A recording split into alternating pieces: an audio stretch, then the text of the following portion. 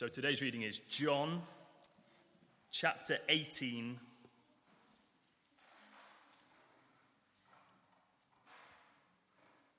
reading verses 1 to 14. When he had finished praying, Jesus left with his disciples and crossed the Kidron Valley. On the other side there was a garden, and he and his disciples went into it. Now Judas, who betrayed him, knew the place because Jesus had often met there with his disciples. So Judas came to the garden, guiding a detachment of soldiers and some officials from the chief priests and the Pharisees. They were carrying torches, lanterns, and weapons. Jesus, knowing all that was going to happen to him, went out and asked them, "Who is it you want?" "Jesus of Nazareth," they replied. "I am he," Jesus said, and Judas the traitor was standing there with them. When Jesus said, "I am he," they drew back and fell to the ground. Again he asked them, "Who is it you want?" "Jesus of Nazareth," they said. Jesus answered, "I told you that I am he. If you are looking for me, then let these men go." This happened so that the words he had spoken would be fulfilled. "I have not lost one of those you gave me." Then Simon Peter, who had a sword, drew it and struck the high priest's servant, cutting off his right ear. The servant's name was Malchus. Jesus commanded Peter, "Put your sword away. Shall I not drink the cup the Father has given me?" Then the detachment of soldiers with its commander and the Jewish officials arrested Jesus. They bound him and brought him first to Annas, who was the father-in-law of Caiaphas, the high priest that year. Caiaphas was the one who had advised the Jewish leaders that it would be good if one man died for the people.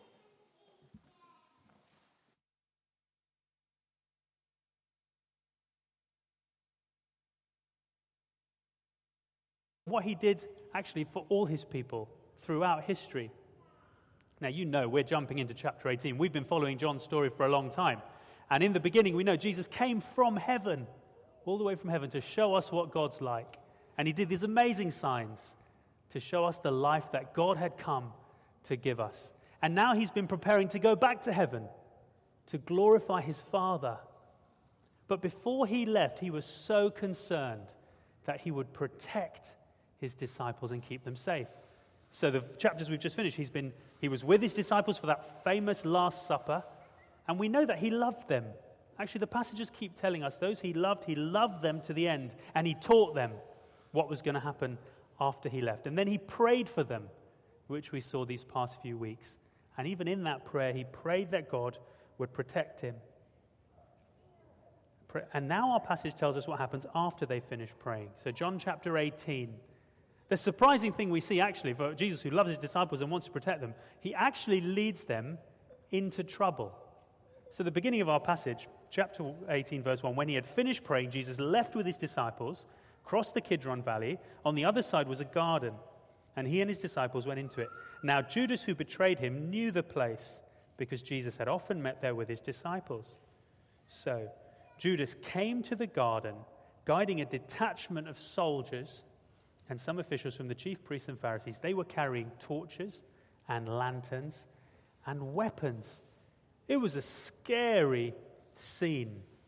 And Jesus has actually led them into trouble. And you wonder, what's this about? I'm so sorry. Excuse me.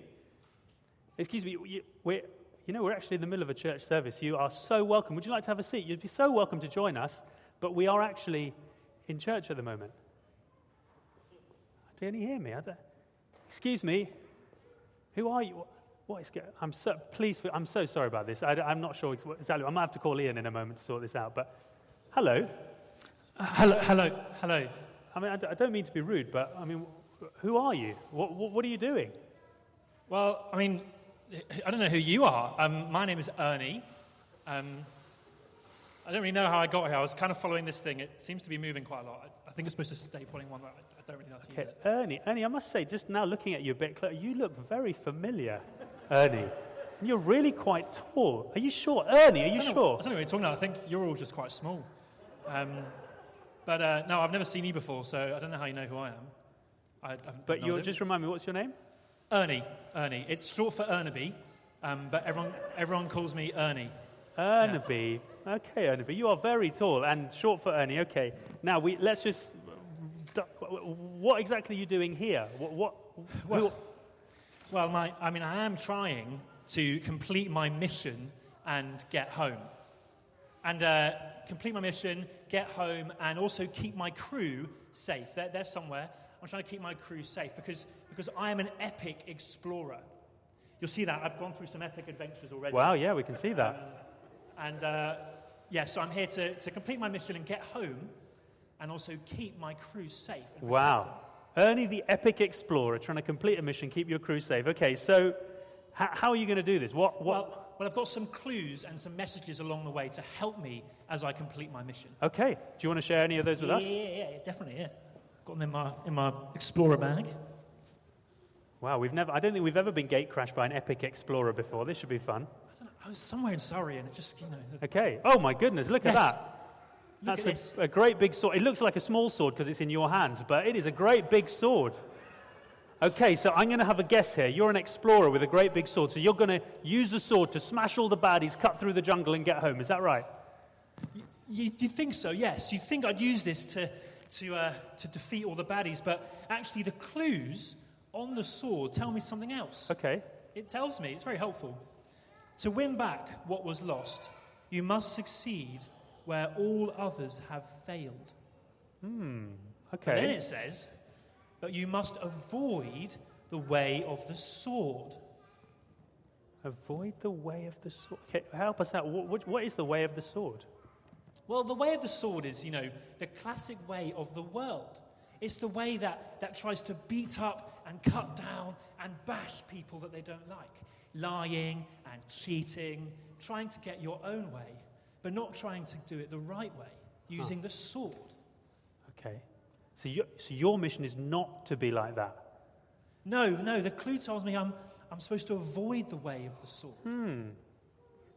Interesting. Okay, well, look, thank you. I think we might see you again in a few minutes' time, but it's been very nice to meet you, if a little bit surprising for all of us. Thank you, Ernie. Now, Ernie the epic explorer on a mission to get home and keep his crew safe. I think that might actually help us remember who Jesus is and what he's come to do. Now, let's think a little bit about those clues. Do you remember the first one? He said, to win back what was lost, here's his mission, you must succeed where everyone else has failed. See, if we rewind right back to the beginning of the Bible story, when the first human beings failed, we turned away from God, we stopped trusting God, and we wanted to go our own way instead. Now, does anybody remember where that happened? Right back in the beginning of the Bible, when Adam and Eve stopped trusting God and wanted to go their own way. It was in the Garden of Eden. They were in a garden. Now look where we are now, here in John 18, verse 1. On the other side there was a garden. And what happens in this garden? Well, we read, Judas came to the garden, verse 3, guiding a detachment of soldiers, some officials, chief priests and Pharisees. They were carrying torches, lanterns, and weapons. So here we are again in a garden. And here it looks like the whole world is here against, God who's come into the world in Jesus. The Roman soldiers, the Jewish religious leaders, they're all here. And everyone is against Jesus. It's the same thing that happened right back in the beginning in the garden, people turning away from God. But now they're doing it when God's right there. But there's one person who didn't turn away from God. That's Jesus. He keeps trusting God. He keeps on the path he's been given. He fulfills the mission. He's the one person we'll see who succeeds where everybody else has failed. But, did you notice the second clue we're told? He must avoid the way of the sword. Here we are back in that garden. We're told Judas came with this detachment of soldiers. Now, the people tell us normally in a detachment, you might have up to 1,000 people in a detachment. So it's not just a few bodyguards. This is a massive number of people. And look again at verse 3, we're told. They were carrying torches and lanterns and weapons. So fire on a stick and swords and clubs. And it is a very scary scene. And this is the power of the sword in action. They've come to get Jesus. But we'll see how Jesus and his disciples are called to respond. That's not the way of Jesus. But you can't miss the fact Jesus has led his disciples here, to this place where he knows there's going to be trouble. See, you notice in verse 2, we are told Judas betrayed him. Judas knew the place because Jesus had often met there with his disciples. Now, I know someone who goes for fish and chips every Friday without fail. Friday after school equals fish and chips, the same place every week. So if you want to find him on a Friday after school, go to the fish and chip shop. The people who work in the shop know that. His friends from school know that. Everybody knows that's where he'll be. And it's a bit like that with Jesus and his friends here. They always used to go to that garden. So his friends knew it. Judas knew it. So Judas brought these soldiers to get Jesus here. But he's not trying to run away. He's not trying to hide. He actually led them to this place where he knew there will be trouble. We keep reading verse 4. Jesus, knowing all that was going to happen, went out and asked them, "Who is it you want?" "Jesus of Nazareth," they replied. Now, does Jesus run away? Is he scared? Does he pretend like it's not me so that he can get away? No. He says, "I am he," Jesus said. And Judas the traitor was standing there with them. When Jesus said, "I am he," they drew back and fell to the ground. You see, he's told them who he is. It's what he's been doing this whole gospel, telling people who he is. And you think of this big, scary detachment of soldiers with swords and sticks and lanterns. Just this one man speaking a few words, and they all fall back. I think John the writer is trying to show us something that's almost funny. It's almost silly. You can't quite believe what's going on. But we know that when he says, "I am he," the "I am" was the special name of God. And Jesus has said a few times in his gospel, "I am. Before Abraham was, I am." And even if these soldiers didn't quite understand what's going on, I think we're supposed to understand what's going on. Actually, when God shows up, the right response is to fall back and worship. But they don't worship. They've actually come to arrest him. But I think we're not just meant to see how Jesus is in control and how he kind of goes towards us. He's so brave. I think we're actually meant to see what Jesus is doing for his disciples here. We read, again he asked them, verse 7, "Who is it you want?" "Jesus of Nazareth," they said. Verse 8, Jesus answered, "I told you that I am he. If you're looking for me, then let these men," he's talking about his disciples who he's with, his friends, "let them go. If it's me you want, you don't need them, let them go free." See, here we see the punchline, verse 9, "This happened so that the words he had spoken would be fulfilled. I have not lost one whom you gave me." Do you see, Jesus is protecting his disciples by fulfilling God's plan. It's what he'd already said, and it's coming true. Now let's see if Ernie, our explorer, can help us again. Ernie, there you are. Nice to see you. Hello again. What was your name again? I didn't tell you my name. You didn't, did you? No. You have got, No. What have you got in your hands? Well, I have actually in my hand got big old Map. It's huge. Goodness me, Little map. that is a very big map. It's a very big map. What have you got one of them for? Well, this map tells me the path for me to go on. There's actually some clues on the map. Okay. It says, "Stay on the path that's been planned. You'll keep all your crews safe." So the explorer on a mission to get home. Stay on the path that's been planned. You'll keep all... I must say, that is a pretty impressive map. It looks like it's got all sorts of details and stuff on there. Yeah, it's great. It tells me the path to go Okay. in order to get home and keep my crew safe. To avoid the way of the sword, Okay. but to follow the path to keep my crew safe. Wow. And that's what you're going to do, and that's the way you're going to get home. Yeah. I'm very impressed. Well, thank you for sharing the map and the clues with us. Did you see that great big map with all the details of where to go and where not to go, avoiding the path of the sword to get home? Well, we see Jesus here in his gospel. He is following the plan, the great plan that God has given us from the Bible in the Old Testament. And he's following the path that's been set out for him. And that's how he protected his disciples. And actually, as we see this, we're meant, I think, to be remembering something that we saw a few chapters before. Jesus spoke about the good shepherd. The good shepherd who goes out ahead of his disciple, who goes out ahead of the sheep and protects the sheep. See, there's thieves and robbers, and there's hired hands who don't really care about the sheep. If trouble comes, they run away. But the good shepherd actually protects the sheep. And Jesus is following the path that God has given us. He protects his sheep, even with all these swords and tortures and scary people. I just want to say, isn't that encouraging for us? We can feel like things are out of control. We can feel like we don't know exactly what's going on or where we're going. But Jesus is still that good shepherd, the one who protects his sheep, who goes ahead and doesn't run away when things get hard. In fact, he's not scared at all in this whole scene. Nothing surprises him. Nothing scares him. He will keep his disciples safe. We're told, you see that in verse 9? This happened so that he would fulfill the words that were spoken. I have not lost one of those you gave me. All his friends, see, Judas had betrayed him, and all his friends, his true friends who stayed, he kept them safe. He kept them safe then, and he'll keep his disciples safe now. But what we've not yet seen is, how's he going to do it? How can he be sure that his disciples will be safe and protected in the end? So we see he protects his disciples by fulfilling God's plan. Here we see, verses 10 to 14, Jesus protects his disciples by going to die for them. That's the way he's going to protect them. He's going to die for them. So verse 10, then Simon Peter, who had a sword, drew it and struck the high priest's servant, cutting off his right ear. Now that is literally the way of the sword. Thinking that's how we're going to get out of this. That's how we're going to fix it. That's how we're going to stay safe. But what does Jesus say? Jesus commanded Peter, put your sword away. That's not the plan. That's not the way that I'm going to succeed in my mission and get home. And that's not the way that I'm going to keep you safe. So what's he going to do? End of verse 11. Jesus says, shall I not drink the cup the Father has given me?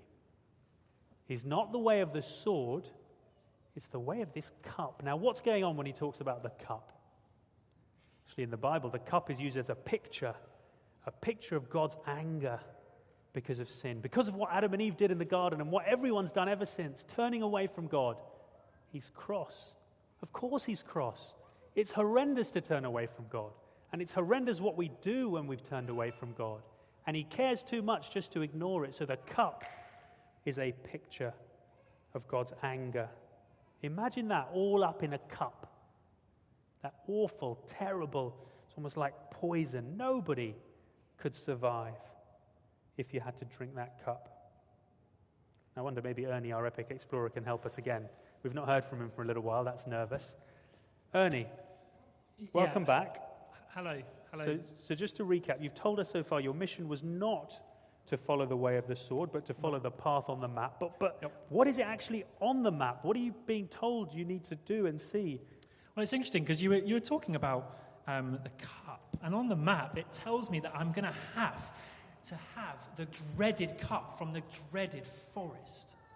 The dreaded cup from the dreaded forest. Now that sounds pretty awful, but pretty bad. But why is the cup such a big deal? Why is that the big part of your plan? Well, it says on my map, it says, beware cup, highly toxic. Whoever drinks the dreaded cup will die. Oh my goodness, whoever drinks the dreaded... So you don't want to drink that cup then? That would be awful. Why would you do that? Well, actually, I do have to drink the cup because I've got to drink the cup in order to complete my mission and keep my crew safe. But I don't understand. You said whoever drinks the cup will die. Yeah, well, it says the rest of the message. It says, if you don't drink it, your crew will die. If you drink it, they will live. I see, so you will drink it. But how will you drinking it mean they live? Yeah, well, if they drink it, they will die. But if I drink it, and if I drink all of it, then there's nothing left for them to drink. There's nothing left to stop them going home, and they will live. So if I drink it and all of it, they will live. Wow, I think I'm beginning to get the hang of this. Yeah. So you are not taking the way of the sword, you're following the path of the map. and you're going to drink the cup so that nobody else has to, and make it home. Yeah. So I'm going to drink the cup because that is the way of the map, which is now upside down. As the way of the map is to follow the path, to complete the mission and get home. Not the way of the sword, the way of the map. To keep my crew safe, I have to drink the cup so that they can be safe and live. Amazing. Thank you very much. Have a seat. Now, you probably can see where we're going with this. This is the mission that Jesus was given, that dreaded cup of all God's anger and all the sin of all his people all through time in that cup. And yet Jesus drank the cup. He goes to the cross to die. In fact, we see that that's what's happening because straight after this passage, and we're told he gets taken in verse 12. The soldiers take him to Annas and then to Caiaphas, the high priest. And we see this little sentence at the end that reminds us what this is really all about. Caiaphas was the one who had advised the Jewish leaders that it would be good if one man died for the people. One man died for the people. Now, Caiaphas, he's not being Jesus' friend here. He's not trying to help Jesus fulfill his mission. He's actually going the way of the sword. They want to kill Jesus and get rid of him. But in God's amazing plan, that is the path that God has set him. That is the cup that he will drink. He will die for the whole nation. All the people who will trust in him can live.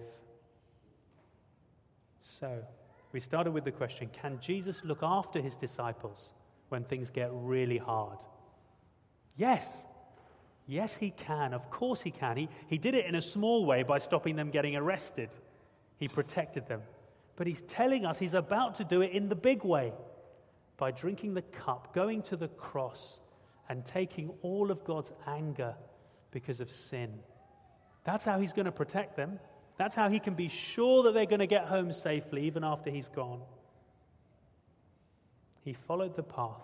He drank the cup. And that's how he will keep his crew safe. And here's the thing, if he did that, do you think there's anything he's not going to do to look after his own? Do you think he's going to do that and then just not be bothered about us and just leave us on our own? No. See, come what may, even when things feel scary and out of control, we can see from this story Jesus followed that path that God had set him. And he drank that cup of God's judgment on the cross. So he has got you and he has got me covered. He will look after all his disciples so that not one will be lost, just as he promised.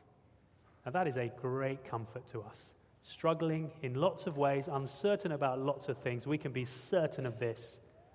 Jesus will keep you safe in the end because he has drunk the cup of God's judgment, and nothing else can separate you from him. Let me lead us in a prayer. Heavenly Father, we thank you for this amazing true story of the Lord Jesus. Thank you for showing us what he's like. He's brave and he's kind and he goes ahead to protect his disciples just as he promised. And we thank you for what this passage shows us he was going to do, to drink that awful cup of your anger at sin. We thank you for his willingness to complete his mission, to keep us safe in the end. And so would you please convince us in our hearts of your great love for us and your protection of us because of Jesus and because of his cross. Please would you help us to trust you even when things are scary and out of control, because we know you have a plan and we know that Jesus has fulfilled your plan. So we know that you will keep us safe if we're trusting in him. So would you please help us to live that way, even now, even this week. In Jesus' name, amen.